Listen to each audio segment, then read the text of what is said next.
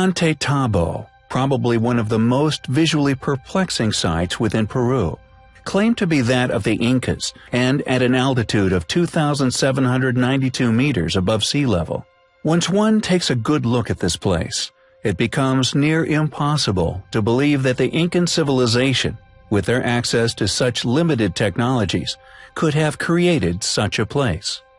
During the Inca Empire, OllantyTomb was the royal estate of Emperor Pachacuti. According to academia, when he conquered the region, he built the town and the ceremonial center within. It is such an impressive, perfectly placed strategic structure that, at the time of the Spanish conquest, it served as a stronghold for Manco Inca Yupanqui, leader of the Inca resistance. However, as mentioned many times on our channel, how could a civilization create such astonishing architecture at such an early time within known history? How did they create some of these sites? What purpose could they have served? Some of the ruins that can be found in Peru, and in particular OllantyTomb, you cannot help but wonder if, for example, the giant stairs carved into the hillside were intended for human use. Then why create them to such enormous scales?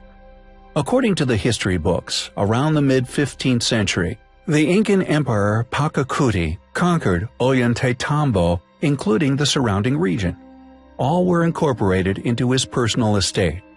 The emperor then claims to have rebuilt the town with sumptuous constructions and undertook extensive terracing and masterfully irrigating the Urubamba Valley, notably without any prior knowledge of these techniques known of.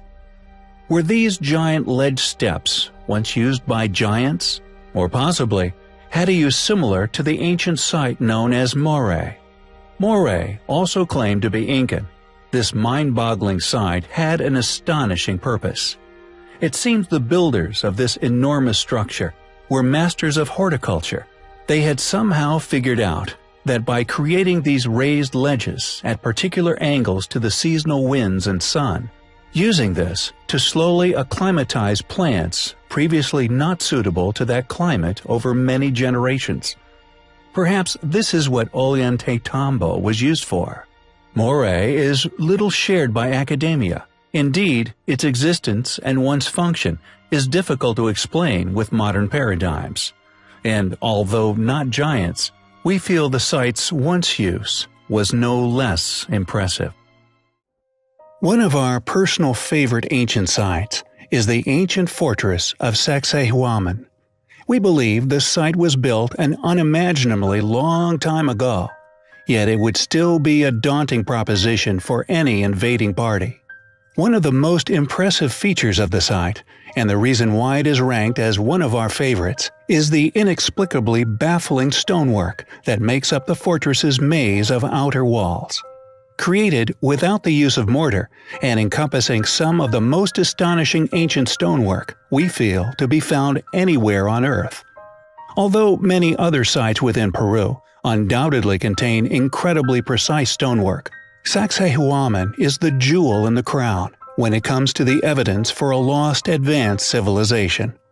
The largest stones in this boundary being 28 feet high, regularly academically estimated to weigh over 120 tons, with more enthusiastic estimates placing the largest stones at around the 300 to 400 ton mark.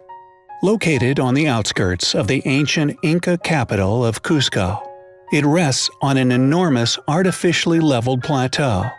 It consists of 3 outer barriers, gargantuan walls, 1,500 feet long and 54 feet wide, created in a strategic zigzag shape. They surround a paved area containing a mysterious circular structure. As recently mentioned in another video, there is overwhelming evidence to suggest 2 phases of building was undertaken at certain sites within Peru. We feel that the constructors of Sacsayhuaman are the same people who indeed built most of ancient Peru. This group were the ones who utilized the enigmatic protuberances even found upon the casing stones on the Great Pyramids. However, interestingly, there was another later phase, and although not as complex, still far more advanced than any academically studied ancestor who are currently claimed as the actual builders. This means that more than one ancient civilization must have called ancient Peru home. A later group re-inhabiting these sites, flourishing to a point where they were clearly inspired by the site's original builders, becoming highly capable stone builders themselves. How old is Sacsayhuaman? Who could have possibly built it? And why did they not utilize the mysterious protuberances found on much of their other stonework throughout Peru? It is, undoubtedly, one of the most incredible ancient sites, still standing on our planet.